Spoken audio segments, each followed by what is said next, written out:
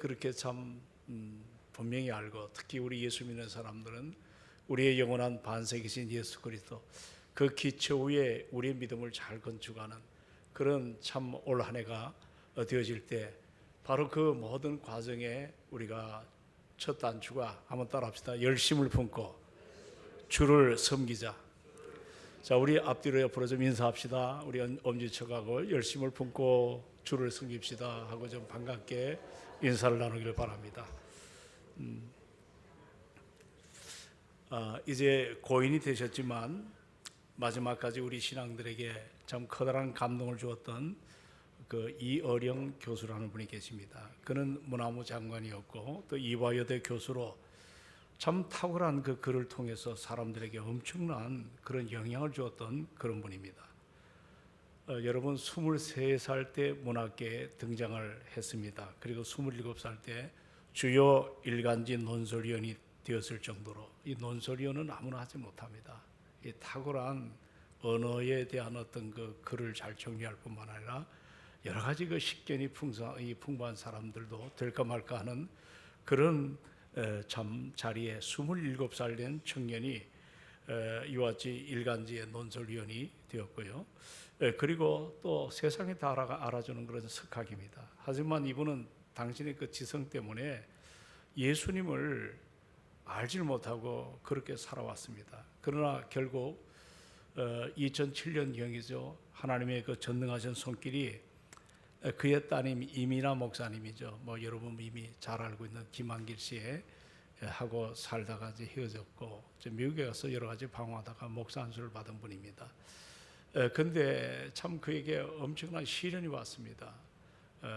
앞을 잘 보여지지 않는, 또 그리고 여러 가지 사랑하는 그 아들이 여러 가지로 그 어려운 그 병에 놓여 있는 이런 상황 가운데 아버지가 그 사실을 고스란히 지켜보면서 참 저렇게 무너질 것 같고 모든 걸 다 잃어버릴 것 같은 자기 딸이 목사 안수를 받고, 그리고 여러 가지로 기도하는 가운데 참 인간적으로 이해하기 어려운 그런 질병으로부터 이제 목사님이 회복이 된 겁니다. 그러니까 이어령 교수가, 나는 너에게 돈으로 너의 건강을, 너의 좀 자기로 말하면 손주죠, 회복을 시키지 못했고 내 명예나 내 여러 가지 지식으로 너희들의 삶을 바꾸지 못했는데, 바로 너의 인생의 한복판에 다가오신 예수 그리스도, 그분이 너의 삶을 이렇게 만져주시고 너를 이렇게 변하게 하니까 아비가 이제 참으로 자기의 지성과 그 갖고 있는 경험으로 그 상식을 가지고는 이런 전능하신 하나님에 대한 것들을 감당할 수 없는, 그리고 바로 그 시간에 온누리교회 하영조 목사를 만나게 됩니다. 그리고 일본의 영적 지진을 일으켜서 러브 소나타라고 하는, 일본의 북쪽부터 남쪽까지 계속 대도시에서 복음을 전하는데, 이분이 그 러브 소나타에 이제 동경에서 세례를 받게 됩니다. 참 이건 놀라운 사실이거든요. 그때 그 세례를 받을 때 나이가 70살입니다. 그리고 자기는 이제 더 이상 옛사람이 아니고 하나님의 자녀라고 하는 이런 선포와 함께 그가 믿음으로 살아가기를 다짐합니다. 그 후로 엄청난 시련이 왔습니다.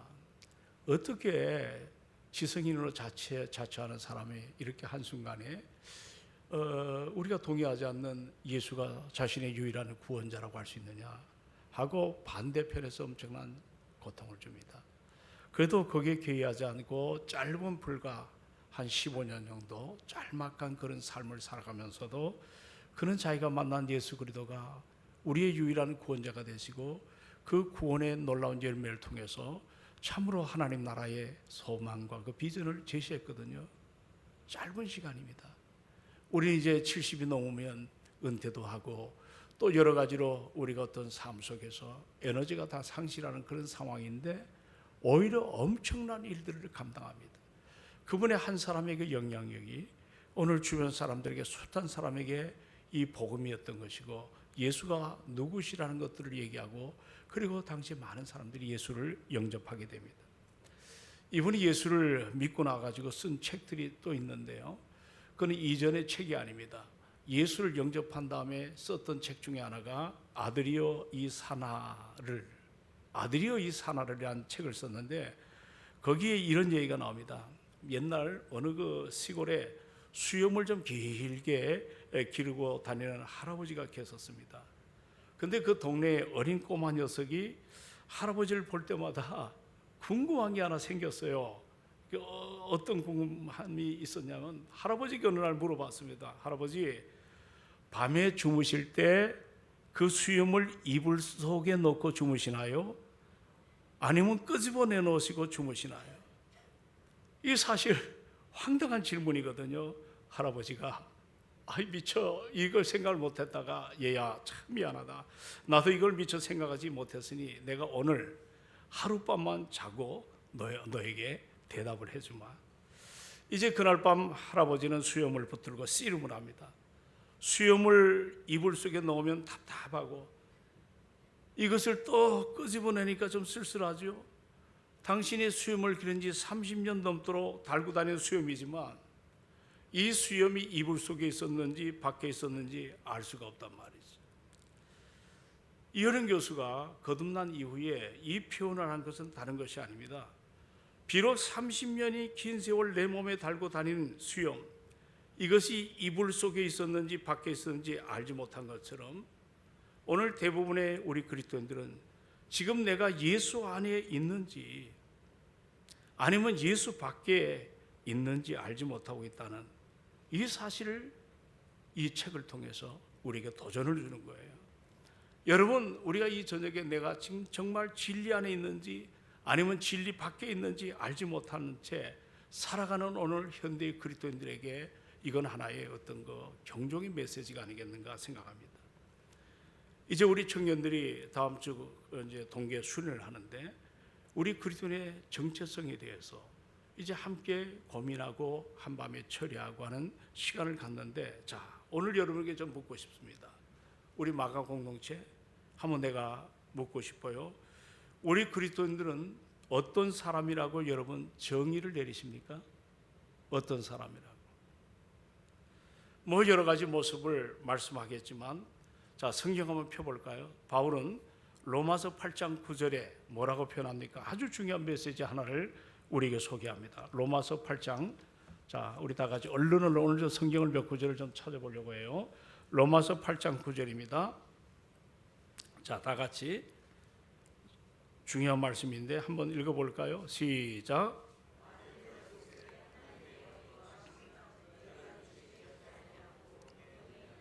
누구든지 그리스도의 영이 없으면 그리스도의 사람이 아니니라. 자, 여기까지 잘 읽으셨어요? 여기 여러분이 한번 해석을 해보십시오. 그리스도의 영이 뭘까? 이 그리스도의 영이 뭐죠? 그리스도의 영. 예, 그렇죠. 성령입니다. 따라서 누가 그리스도인이냐 아니면 그렇지 않느냐, 여기에 대한 하나의 기준은 바로 성령이 내 안에 있느냐 그렇지 않느냐, 이 기준입니다. 오늘 이 저녁에 우리가 오랜 세월 동안 성령 세례와 성령 충만, 물론 이것은 신학적으로 뭐 좀 다른 우리와 입장이 다른 분들도 많이 있는 건 사실이지만, 그러나 적어도 우리가 개혁주의 입장에선 우리 동성교회가 이제 이 부분에 대해서 이 기초를 한 번 더 다져봐야 되겠다. 한번 따라합시다. 성령 세례, 성령 충만. 자, 뭐 여러분 다 이미 다 구분할 줄 알 거예요. 그래서 우리 기초라는 것은 다시 한번 우리가 반복해서 이제 내 자신이 분명한 자리에 서 있는가를 진단하는 거거든요. 그렇기 때문에 이 26년 우리가 새해 초반에 이 부분을 우리가 함께 논의하는, 이게 굉장히 중요하거든요. 여러분 고린도전서 우리 24년 읽으셨지만 3절에 보면 중요한 메시지가 하나 있습니다. 자, 성령과 우리의 믿음에 대해 아주 중요한 말씀을 주는데 같이 한번 여러분 다 찾아서 3절을 한번 읽어보시기 바랍니다. 자, 3절 다 얻으십시오. 3절 다 같이 얻으셨으면, 예, 12장 3절, 예,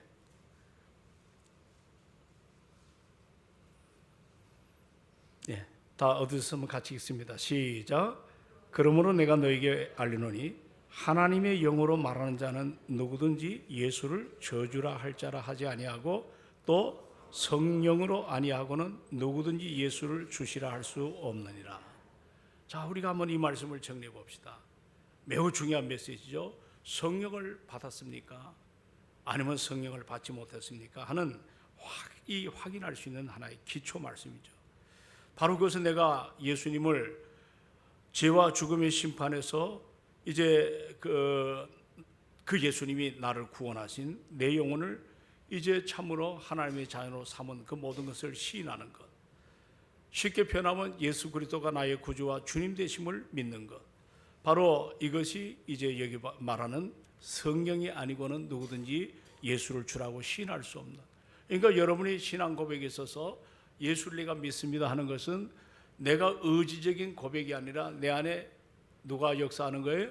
성령님이 그 사실을 고백하게 하는 거예요. 이게 은혜죠, 여러분. 아무나 그러나요? 예? 오래된 얘기지만 주님의 교회를 담임하시던 이재칠이라는 목사님이 있습니다. 뭐 이제 잘 모르시면 그 누님이 고나 권사라고 연예인 교회에 참 많은 영향을 끼쳤던 그런 분이죠. 근데 한 번은 그 주님의 교회에서 주일 낮 예배 때 프랑스에서 소르본 대학에서 철학 박사 학위를 받은 한 사람을 모셨습니다. 근데 성도들이 엄청난 충격을 받은 거예요. 소르본 대학에서 이 철학 박사는 대단하거든요. 서울대를 나오고. 근데 이 사람이 그 주님의 교회 강단에 선데 이 사람의 신분이 크리스찬이 아닙니다. 스님입니다. 중입니다.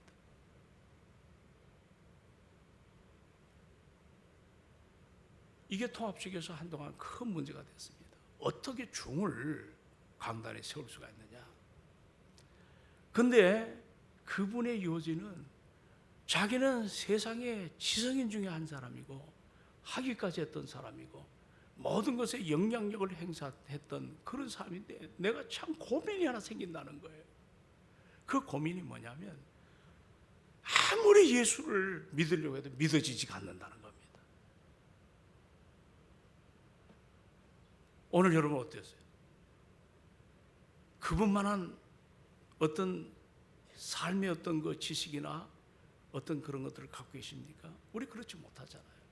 그래도 우리가 부족하지만 그분이 도저히 믿기지 않는 예수를 우리는 뭐예요? 나의 구주와 주님으로 믿습니다. 이게 성령이 아니고서는 할 수가 없는 거예요. 그래서 성경에 보니까 누구든지 예수를 믿기만 하면 하나님의 자녀가 되는 이 놀라운 사실을 우리에게 허락하여 주신 것 아니겠습니까? 우리가 이 은혜 앞에 우리가 살아가고 있다는 것, 참으로 이것은 하나님의 놀라운 선물 아니겠습니까? 따라서 이 부분을 이제 우리가 좀 쉽게 표현하면 이게 다양하게 또 해석상의 문제가 있는데 이 성령 세례, 믿을 때 우리가 구원받는, 그래서 우리가 물 세례만이 아니라 우리가 구원받을 때 이미 성령 세례를 받은 사람에게 물 세례를 베푸는, 또 동시에 일어날 수도 있는 하나님의 역사는 참 오묘합니다. 그런데 이 성령 세례와 이제 여러 가지로 성경에 거듭났다 또는 중생, 영생 이런 문제도 이제 여러 가지 용어적인 문제를 해석할 수는 있겠지만 한마디로 말하면 이것은 나의 구원에 대한 문제거든요. 여러분 요한복음에 보니까 너희가 믿을 때 성령을 받았습니다. 영생을 얻었습니다. 우리가 거듭남도 그렇습니다. 그래서 성령 세례와 이 모든 것들은 단 한 번의 내 인생의 사건입니다. 우리가 이것을 한번 따라합시다. 단회적 사건. 이게 단 한 번의 사건이에요. 단회적 사건. 참 놀랍거든요. 근데 우리가 이 부분에 대해 가지고 이런 생각을 해볼 수가 있어요. 우리가 이제 구원을 크게 두 가지로 정리해 보면 하나는 신분의 변화. 한번 따라할까요? 신분의 변화. 또 하나는 어떤 변화? 수준의 변화. 이 변화가 두 가지가 있습니다. 근데 신분이라는 건 그런 것 같아요. 여러분 자녀를 다 길러봤잖아요. 그 아이가 출생하는 신분이 있지만 태어났습니다. 부모가 싫다고 다시 들어갔다가 또 다른 데 나올 수가 없잖아요. 그러니까 우리의 구원, 이 신분의 변화, 이게 성령 세례와 비교할 수가 있고 영생과 중생, 또 번어게인, 거듭남, 이게 다 같은 하나의 의미로서 뭐 여기서 여러 가지로 해석상의 문제는 있겠지만 한마디로 이 모든 것이 나의 구원이 단회적 사건이라는 겁니다. 단회적. 그러나 우리가 아시다시피 이 단회적 사건에 여기만 머물면 우리가 성장하지 않으면 정말 여러분 가정에 보십시오. 내 친구 하나가 윤식이라고 있었는데 얘가 책가방에 뭘 들고 다니냐면 기저귀 있지 않습니까? 그걸 들고 다녀요. 나이가 7살, 8살 됐는데도 기저귀를 차고 다닐 정도로. 우리가 그 정도면 자기가 정리할 줄 알아야 되잖아요. 그걸 감당을 못합니다. 제 친구가 그랬어요. 지금은 키가 뭐 1m 90이 돼가지고 이제 내 나이에 들어왔는데 어린 시절에 얼마나 참 본인도 힘들었겠어요. 그러니까 우리가 항상 거듭났으면, 번역에 나면 우리가 성령 세례를 받고 나서 이제 우리가 구원의 문제가 여기서만 멈출 것이 아니라 이제 날마다 우리가 성장을 해야 될 줄로 믿습니다. 성장을 해야 됩니다. 이게 우리는 이제 말하자면 수준의 변화, 이 성화라든지 또는 영화의 그 과정까지 성령께서 견인하셔서 우리를 한 번 택한 자를 버리지 않고 끝까지 이끌어가시는 그런 모든 영적인 과정을 우리가 만나볼 수가 있습니다. 여러분, 이런 설교를 많이 들은 적이 있습니다. 거지 왕자. 이제 거지 왕자가 신분이 바뀌었습니다. 거지가 한순간에 왕자가 됐어요. 그 왕궁에 들어왔더니 이 거지가 모든 사람 다 왕자로 인정을 하는 거예요. 근데 그 책에 보면 참 재미난 게 뭐냐면 이제 그 밥을 먹기 전에 손을 씻어야 되는데 이게 손 씻는 대야를 그 물을 벌컥벌컥 마셔도 신하들이 아무 소리도 못합니다.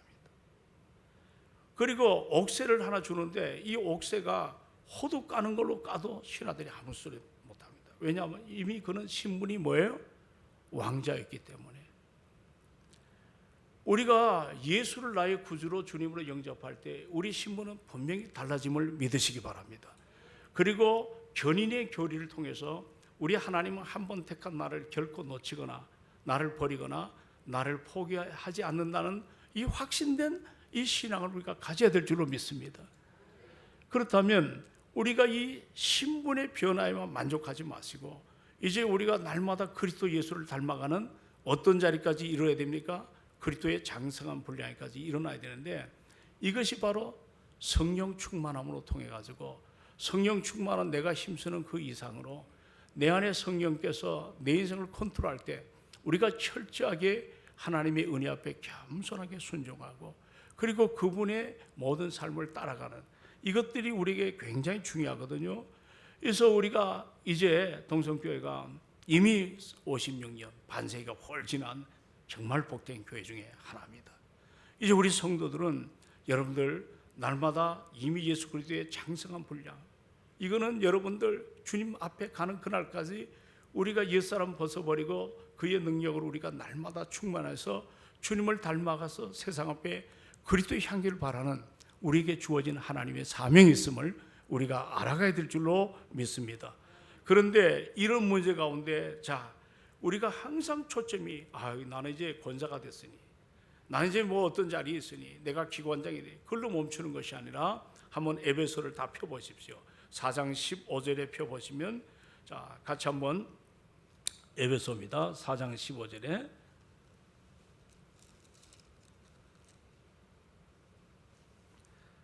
4장 15절에 이 구원받은 하나님의 사람들이 이제 앞으로 우리가 어떤 모습으로 세워져야 되는가. 15절 다 같이 시작.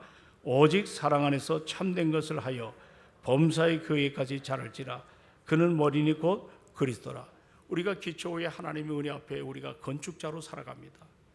우리가 아름답게 우리의 표대가 있어요. 예수 그리스도를 닮아가고 그분의 모든 성품을 참으로 아름답게 우리가 세워져가는 이런 자리에 우리가 부름받았다는 것입니다. 그런데 오늘 여기서 한 가지 알아야 될 것은 우리가 어떻게 살아나야 되나요? 늘 죄에 빠지고 늘 자기를 이겨내지 못하고 바울도 그런 고백했잖아요.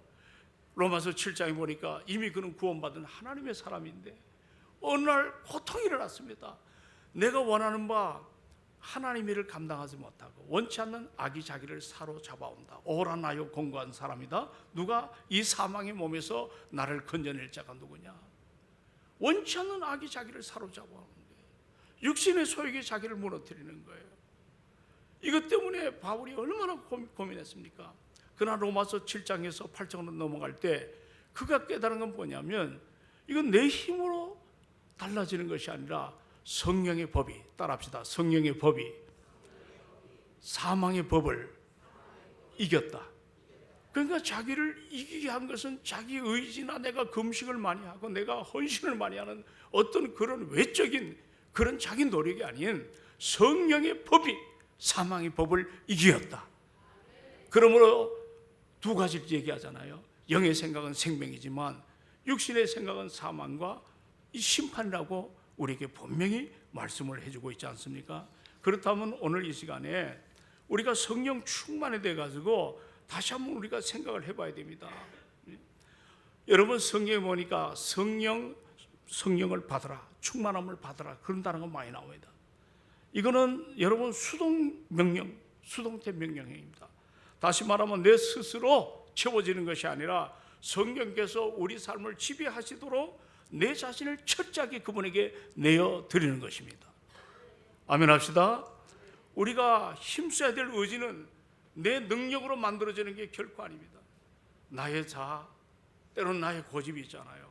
나의 불순종을 갈라디아 5장에 있는 말씀처럼 십자가의 못을 받고 성령의 통치를 따라 나를 굴복시키는 이 순종의 의지가 우리 신앙생활에 얼마나 중요한지 모릅니다. 성령 충만은 내가 성령을 얼마나 많이 소유했느냐 그런 어떤 문제가 아니에요. 성령께서 나를 온전히 지배하는 그 앞에 내가 철저하게 순종하는 오늘 이런 자세가 이 한 해 살아갈 때 우리에게는 더욱더 민감한 자리로 우리 수준이 날마다 그리스도를 닮아가는 성숙한 그리스도인이 되시기를 주의 이름으로 축원합니다. 그래서 몇 가지 우리가 이 문제를 다뤄갈 때 경계할 하나의 우리에게 조심할 것이 있습니다. 자, 에베소 4장을 한번 먼저 펴보십시오. 에베소 4장 30절에 다 같이 한번 말씀을 읽도록 합니다. 30절. 자, 다 같이 시작. 하나님의 성령을 근심하게 하지 마라.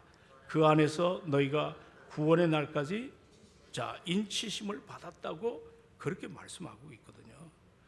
이 말은 무슨 말이냐면 여기 성령을 뭐하게 하지 마라? 근심하게 하지 마라. 이 근심은 사랑하는 관계에서 발생하는 인격적인 아픔을 말해요. 자, 여러분 거짓말 한번 해보십시오. 참 견디기 힘들어요. 구원받은 사람들. 내가 분노를 품게 되면 모든 것이 다 사그러져 버립니다.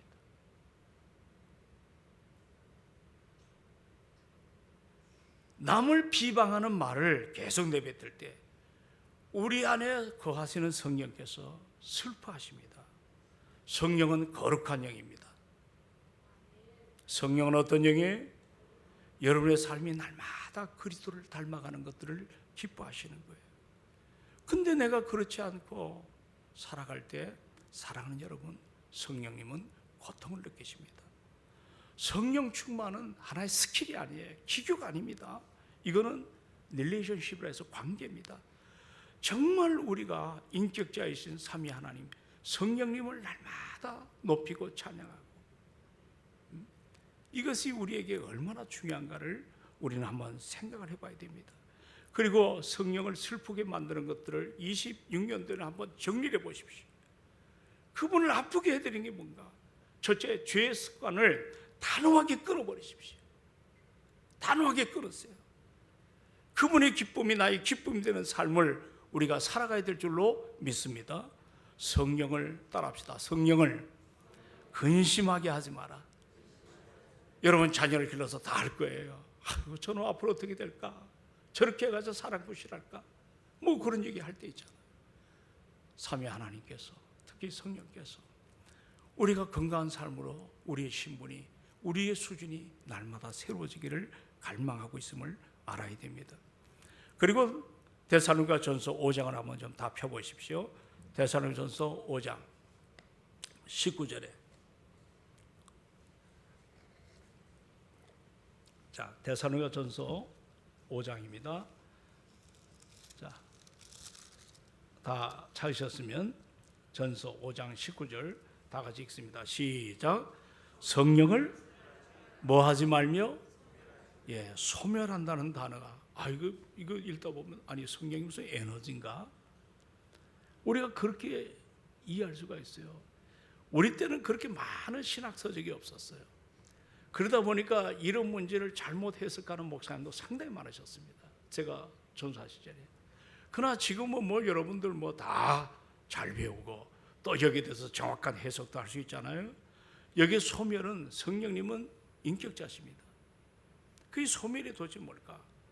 이 말은 쉽게 표현하면 타오르는 불을 끄지 말라는 겁니다. 내 심령 안에 aglow with the Spirit, 성령과 함께 불타는 삶을 주님은 기뻐하는데 그 불타는 그 뜨거운 열정을 꺼트리지 말라는 겁니다. 성령은 우리 안에서 뜨거운 열정과 그리고 우리에게 주신 사명이 있습니다.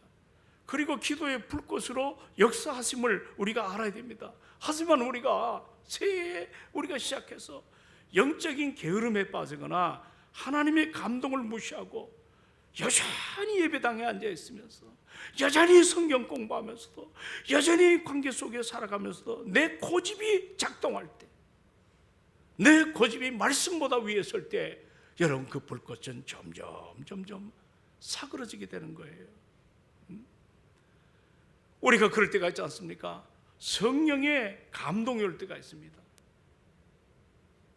주님이 나를 통해 일하시길 원하시는데 자꾸 나중에 자꾸 미루는 행동, 주시는 마음을 즉각 순종하며 그렇게 살아나갈 때 우리 안에 성령의 불길은 꺼지지 않고 더욱더 강하게 타오를 줄로 확신합니다.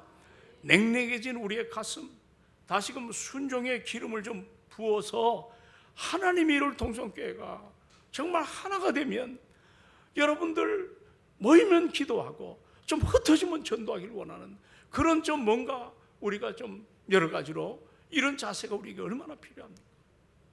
5년을 믿어도 10년을 믿어도 전도 한번 하지 못한 건 내가 분명히 병들었다는 겁니다. 요즘에 점점 코로나 이후로 이 대면에 대한 문제를 자꾸 절절시켜 놓으니까 3년이란 것이 서당계도 3년이면 풍요롭는다고.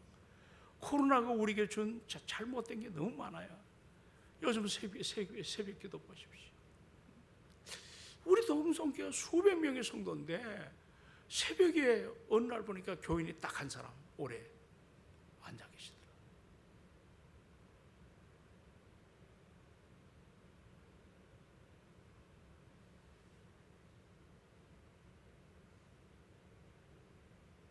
변명이 많겠죠.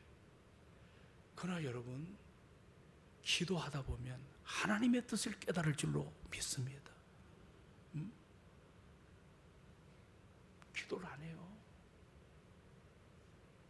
뭔가 이제는 어떤 내 생각, 내 의지를 십자가 앞에 내려놓고 겸손하게 내 마음의 불꽃처럼 타오르는 그 불을 꺼뜨리지 않고 우리가 순종하며 그렇게 나가는 올 한 해가 되기를 소망합니다. 그래서 새벽마다 두세 명한테 늘 카톡을 띄웁니다. 우리 이렇게 살아서는 안 되지 않습니까? 나와 기도해야 되지 않습니까? 엎드려 은혜를 구해야 되지 않습니까? 성령을 따라합시다. 성령을 소멸하지 말자. 성령은 에너지가 아닙니다. 인격자십니다. 내 안에 타오르는 불을 여러분이 꺼뜨리지 않기를 바랍니다. 그리고 또 하나 두려운 말씀이 있습니다. 자, 우리 마태복음을 다 펴보십시오. 12장 31절로 32절 마태복음 12장 31절로 32절입니다.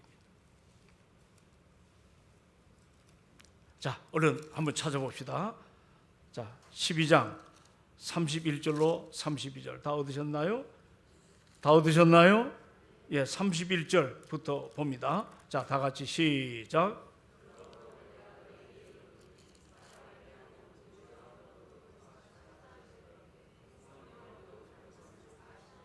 자, 다시 한번 읽겠습니다. 13, 잘 읽으셔야 돼요. 자, 30절 시작.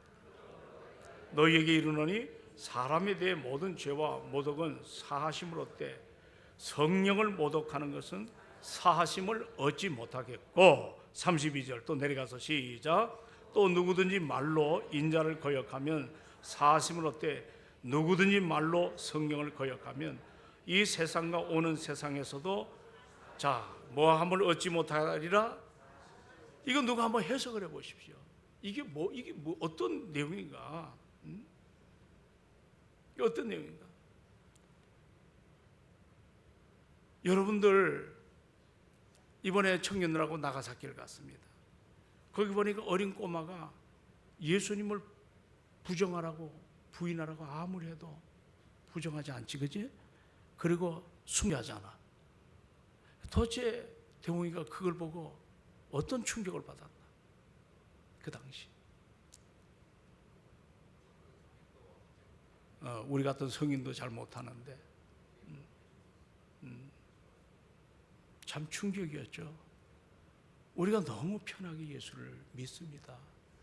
머리에 지식은 다 아는 것 같지만 삶의 현장에서 내 목에 칼이 들어오고 변절자로 나를 변절하게 만들 때 우리가 그것을 이겨내는 것이 사실 쉬운 일은 결코 아닌 것 같습니다. 오늘 이 본문의 내용은 다른 것이 아닙니다. 하나님의 명백한 역사하심을 보고도 그것을 고의적으로 왜곡하나, 고의적입니다. 고의적으로 왜곡하거나 사탄의 역사로 치부하며 끝까지 거부하는 이런 완악한 태도, 아주 잘못된 태도가 있습니다. 이거 고쳐야 됩니다. 성령님은 우리를 진리 가운데로 이끌어 가시는 분입니다. 그러므로 세미한 음성을 외면하고 마음이 완고하게 닫아버리는 것, 이것은 구원의 길을 차단하는, 정말 이것은 위험한 일입니다. 저는 분명히 아까도 전제했지만 하나님은 한 번 택한 자를 절대로 버리지 않습니다. 포기하지 않습니다. 놓치지 않습니다. 우리가 참된 신자는 이 고범죄나 이 성령 회방죄에 빠질 수 없습니다. 그렇기 때문에 우리가 조심해야 될 것은 날마다 내가 완고하지 않도록, 따라합시다. 완고하지 않도록. 가만 보면 완고한 사람들이 있어요. 안 고쳐져요. 완고하지 않도록 조심하십시오. 깨어 기도하십시오. 그래서 우리에게 말씀과 기도가 필요할 줄로 믿습니다. 여러분, 지난날 백부장 보십시오. 종이 주님 말씀만 하옵소서 종이 듣겠습니다. 성령의 역사를 겸허하게 수용하는 우리 안에 정말 이 부드러운 마음이 우리 안에 충만해야 되지 않겠습니까? 성령 충만한 삶은 성령님을 귀빈으로 모시는 삶입니다. 우리가 그분을 슬프게 하지 마시고 그분의 열정을 꺼트리지 않고 그분의 권위를 인정하는 삶을 사십시오. 이 시간에 영광의 보좌를 내려놓으시고 이 땅에 주님이 오셔서 나 하나를 위해서 구원의 자녀로 삼으시고 그분이 떠날 때 이제 나는 떠나지만 다시 우리에게 오실 보혜사 성령, 그는 우리를 진리에 대해서 가르치시고 또 우리와 함께 하시고 세상 끝날까지 우리를 이끌어 가시는 그 보혜사 성령. 우리가 세상에 돈이 중요하지만, 건강도 중요하지만, 모든 세상의 가치가, 드러난 가치가 무시할 수는 없지만, 그러나 그것보다 더 소중한 성령의 인도를 따라 우리가 믿음으로 살아가는 이런 삶이 여러분과 저에게 필요할 줄로 믿습니다. 그러면 오늘 이제 갈라디아서로 넘어가 봅시다. 거기에 그런 문제를 논의하다가 갈라디아 5장 22절로 23절, 이걸 한번 여러분들 다 한번 살펴보시기 바랍니다. 갈라디아서 5장 9가지 성경의 열매가 나오죠. 이거 옛날에 원로 목사님이 담임하실 때 이걸 마지막 때 이 강의를 많이 하셨습니다. 22절로 23절 다 같이 읽습니다. 시작. 오직 성령의 열매는 사랑과 희락과 화평과 오래 참음과 자비, 양성, 또 충성, 온유, 절제, 이 같은 것을 금지할 법이 없다. 제가 왜 이 말씀을 드리냐면 성령 충만하면 반드시 열매가 나타납니다.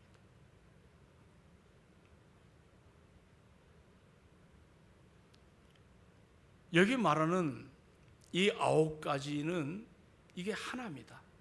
따로따로가 아닙니다. 이것은 하나거든요. 그래서 우리가 신앙생활할 때 성령 충만하면 필연적으로 열매가 나타나거든요. 그 열매의 첫째가 오늘 소개하는 내적 열매, 성령을 따라 행하는 사람들에게 맺히는 9가지 열매를, 자, 첫째는 사랑, 두 번째는 희락, 세 번째는 화평, 네 번째는 그렇습니다, 오래 참음, 다섯 번째는 자비, 여섯 번째는 양선, 일곱 번째는 충성, 온유, 그리고 아홉 번째가 절제입니다.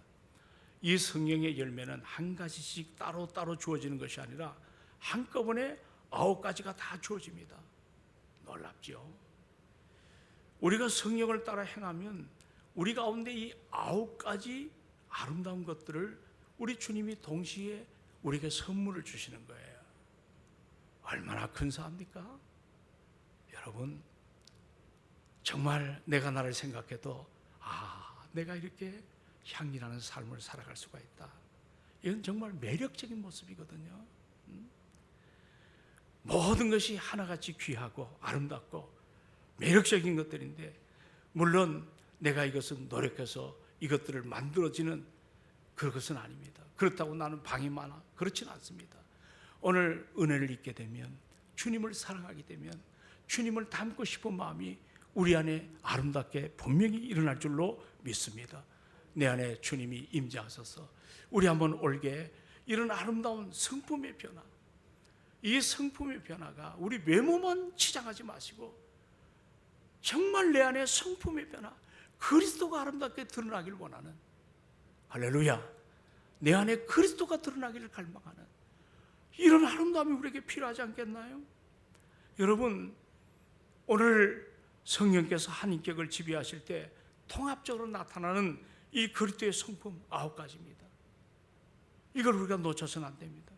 그리고 또 하나, 우리가 주님이 주어지는 또 하나의 열매가 뭐냐면, 여러분, 지난날에 지금도 그렇습니다. 성령 충만한 함을 받은 사람은 담대하게 복음을 전합니다. 자, 우리 한번 따라합시다. 담대하게 복음을 전한다. 사도행전 1장 8절 다 외우죠? 초대교회가 정말 널브러지고 희망이 없는 그들에게 오늘 주님이 말씀하십니다. 자, 오직, 다 외우죠? 다 시작. 오직 성령이 너에게 임하시면 너희가 권능을 받고 예루살렘과 온 유대와 사마리아와 땅끝까지 이르러 내 증인이 되리라. 할렐루야. 성령이 너에게 임하시면 너희가 권능을 받고, 두나미스, 마치 다이너마이트로 화강 같은 단단한 것들을 바위를 부수는 그런 능력을 받고, 우리가 예루살렘, 유다, 사마리아 땅끝까지 주님의 말투스, 순교자의 자세를 갖고 우리가 담대함으로 살아갑니다. 여러분, 이 일을 해서 사도행전 4장에 보시면 또 그런 장면이 있습니다. 저들이 필기를 다함에 모인 것이 진동하더니 무리가 다 성령에 충만하여 담대히 하나님의 말씀을 전하니라. 오늘 여러분, 제가 플로리다에 있는 그 남단에 있는 그 낙스 신학에서 공부할 때 제임스 케네디 목사님이 항상 그 얘기를 했어요. 여러분들 한 주간 무엇을 하셨습니까? 이제 서로 이제 주변 사람들과 교회가 굉장히 메가처치죠. 얘기를 합니다. 한 주간 이렇게 저렇게 살았다고. 여러분도 한 주간 그렇게 여러 가지로 살았잖아요. 그러면 제임스 케네디가 물어봅니다. 어제 당신은 누구를 만났습니까? 여러분, 오늘 여기 오기 전에 누굴 만났나요? 한번 생각해 보십시오. 그리고 그 다음에 제임스 케네디가 이런 얘기를 해요. 이분이요, 이 얘기는 유명한 얘기입니다. 그분의 설교가 계속해서 그 교회에서 이 얘기를 한 겁니다. 여러분, 마지막 만난 사람에게 무엇을 전했습니까? 자, 우리가 왜 전도 안 하죠? 왜 복음 제시를 안 하죠? 이게 우리의 문제입니다. 당신 마지막 만난 사람에게 예수를 전했느냐? 이 질문을 얘기합니다. 오늘 사도행전 4장 31절인가 보면 어떻습니까? 빌기를 다하며 진동을 했다 그랬습니다. 이 진동할 때 무리가 다 성령이 충만하여, 그 다음에 중요한 게 뭐냐면 막 입신을 하고 막 그게 아니라 저들이 진동할 때 성령이 충만해가지고 그 다음에 반응이 담대히 하나님의 말씀을 전했다고 하죠. 나는 우리 교회가 이 은혜가 일어나기를 주의 이름으로 축원합니다. 담대히 하나님의 말씀을 전했다. 사람을 두려워하지 않는 거예요. 사람을 부끄러워하지 않는 거예요. 세상을 두려워하지 않습니다. 겁쟁이 베드로가 성령 충만하자 얼마나 담대해졌습니까? 사도행전을 열기만 하면 금방 나타나지 않습니까? 세상에 짓들려도 그를 막 주리를 들어도 주눅들지 않습니다. 예수 믿으면 이 세상에 핍박을 당한다고 하는 것을 초대교인들이 다 알았습니다.